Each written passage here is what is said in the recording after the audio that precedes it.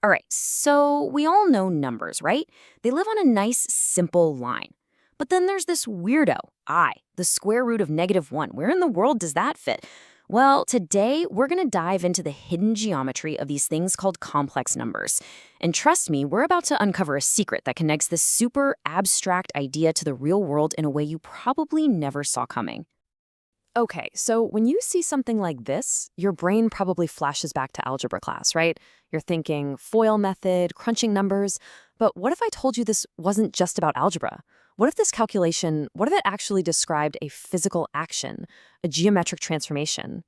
That's the big puzzle we're tackling today. We're going to find out what complex multiplication actually looks like.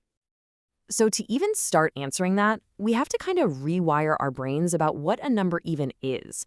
We've got to leave that cozy, familiar number line behind and, well, step into a whole new dimension. In this grid right here, this is all we need. It's called the complex plane.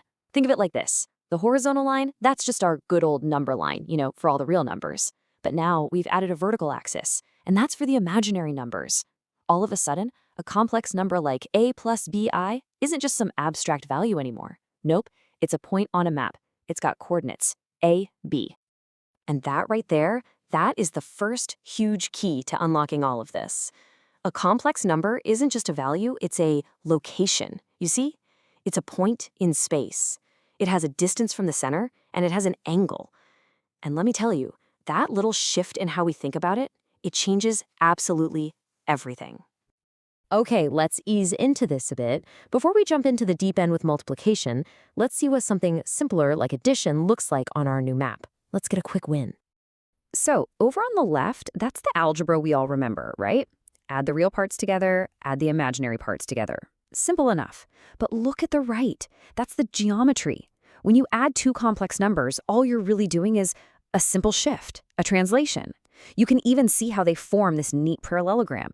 It's a super clean, direct link between the symbols on the page and an actual movement in space. Okay, main event time. We've seen that addition is basically just a shift, but multiplication? Ooh, that is something else entirely, something way more dynamic. This is the big reveal. So let's just ask the most important question here. Remember our friend I? It's sitting right there at coordinate 0, 1 on our map. So what happens to some other number when we multiply it by I? What kind of move does that make on the plane? Boom, there's your answer. Multiplying any complex number by I, it just rotates it 90 degrees counterclockwise. That's it. Now what if you do it again? Multiply by I a second time. You get another 90-degree rotation. So that's 180 degrees total. And where does that land you? Right at -1. This is why I squared is -1. It's not just some random rule from a textbook. It's the result of doing 2 rotations. How cool is that? This incredibly deep connection between multiplying and rotating, it's captured perfectly in what a lot of people call the most beautiful formula in all of math, Euler's formula. Now, don't get scared off by the E or the trig stuff. All you need to know is that this formula is basically a universal recipe for rotation. Seriously, you just tell it what angle you want, you plug it in, and it spits out the exact complex number you need to multiply by to make that rotation happen. And that leads us straight to another powerhouse tool, de Moivre's formula. All this is really saying is that doing the same rotation, let's say n times, is the exact same thing as doing one single bigger rotation. It's like every time you multiply a number by itself, you're just adding its angle on top of itself again and again. It's the rule for stacking rotations, and it makes perfect sense based on what we just saw. Now, this whole idea that a number can be an action instead of just a quantity, it's so powerful, it doesn't just stop with the complex plane. It actually has a kind of secret identity, a parallel life in a totally different part of math.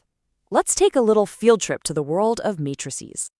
Would you believe that every single complex number can be written as a 2x2 matrix? It's true. The pattern is always exactly like what you see here. And this isn't just some cool math trivia. This is a really deep connection, because the rules for multiplying these special matrices are exactly the same as the rules for multiplying complex numbers. It's like they're two different languages describing the exact same thing. So let's put this to the test. Let's take our star player, the number I. Here's what it looks like as a matrix. Now, what happens if we multiply this matrix by itself? We crunch the numbers and we get this new matrix. And what number does this matrix represent? You guessed it, the real number, -1. It's a perfect match. Even in the world of matrices, I times I equals -1. That rotational logic, it's just universal. Okay, so we've pretty much established that complex numbers are the undisputed champions of rotation in 2D. On a flat plane, they're the boss. But we don't live on a flat plane. We live in a 3D world. So the big question is, can we take this amazing idea and make it work in 3D? Yes, we absolutely can. And we do it with something called quaternions. The easiest way to think of them is just as a bigger, beefier 3D version of complex numbers. So instead of just one imaginary unit, I, they've got 3 of them, I, j, and k. And their number one job in modern tech is exactly what you'd think it would be, handling rotation, but this time in full 3D space. And we're not talking about theory anymore. This is real-world, high-end technology. What you're looking at right here is the hardware for a computer-assisted pilot's helmet. And deep inside this piece of gear, that abstract math of quaternions we were just talking about becomes the critical tool that gives a pilot, well, basically superhuman vision. So let's connect all the dots here. How does this kind of weird, four-dimensional math actually help someone fly a multi-million-dollar aircraft?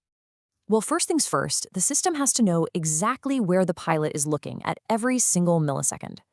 There are sensors all over this helmet that are constantly tracking its orientation, the yaw, pitch, and roll.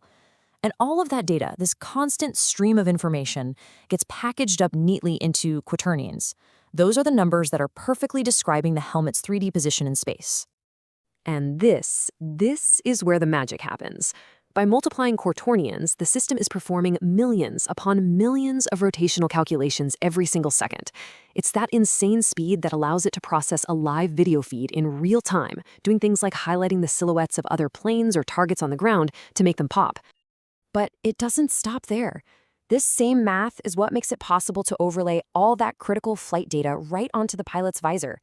You see that artificial horizon, all that text? The reason that heads-up display stays perfectly stable and locked to the real world, no matter how fast the pilot whips their head around, is because quaternion calculations are just so incredibly efficient. It's creating a perfectly seamless augmented reality. And just like that, we've completed the journey. We started with a totally abstract idea, the imaginary number I. We discovered its secret life as a tool for rotation. We scaled that idea up to 3D using quaternions, and we landed right inside the cockpit of one of the most advanced pieces of technology on the planet. So I think the biggest takeaway here is that a number can be so much more than just a quantity.